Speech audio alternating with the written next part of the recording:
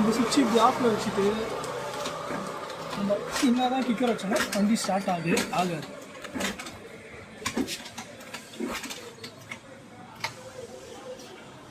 இப்போ இந்த சுவிட்சை ஆஃபில் இருந்து எடுத்து விட்டுட்டு கிக் அடிச்சோன்னா வண்டி ஸ்டார்ட் ஆகிடும்.